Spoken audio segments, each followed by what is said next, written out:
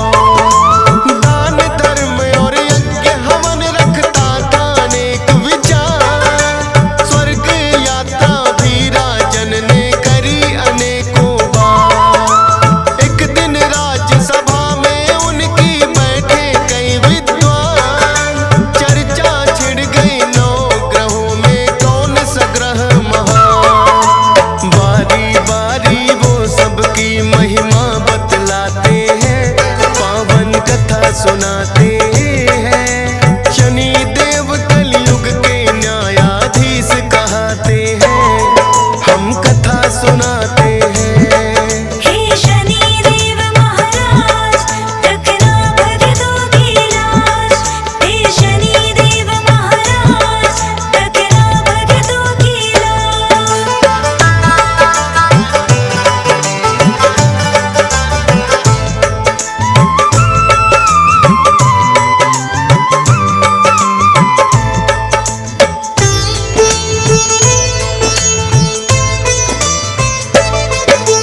पहला पंडित बोला वैसे सभी ग्रह महान, लेकिन सभी ग्रहों से ऊपर सूर्य का स्थान।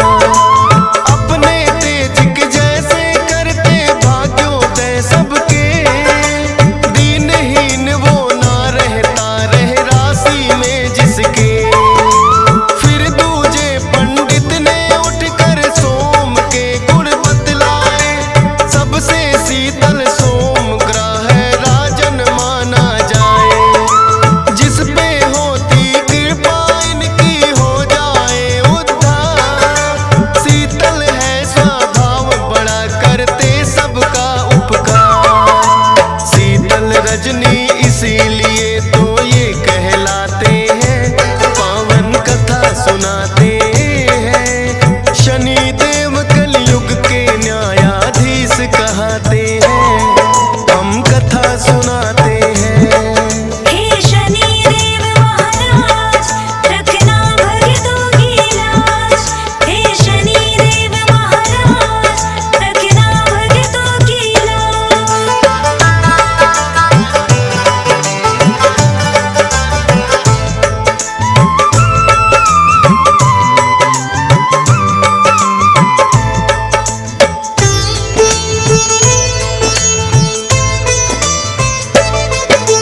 तीसरा पंडित बोला मंगल ग्रह है मंगलकारी, अनहित ना ये करे किसी का ऐसे है उपकारी। जिस पे इनकी होती कृपा उसके भाग्य खुले, जो भी मन में होती इच्छा सब कुछ उसे मिले। चौथा पंडित बोला बुद्धग्राही सबसे महान, जिसकी राशि में होते उसका बढ़ जाए मान। बुध ग्रह की जिस पे राजन कृपा हो जाए, सुख संपत्ति धन वैभव सब उसके घर आए। कोई मुश्किल ना आए जो कृपा पाते हैं, पावन कथा सुनाते हैं। शनि देव कलयुग के न्यायाधीश कहते हैं, हम कथा सुनाते हैं। हे शनि देव महाराज रखना भक्तों की लाज। हे शनि देव महाराज रखना भक्तों की लाज।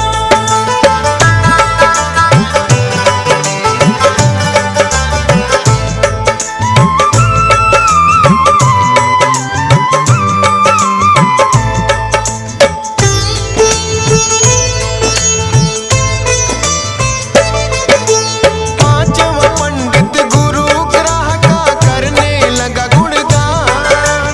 इस सृष्टि में है राजन ना गुरु बिना है ज्ञान। सतगुरु जी के श्री चरणों में जो भी शीश झुकाए, गुरु ग्रह की कृपा उस पे राजन हो ही जाए।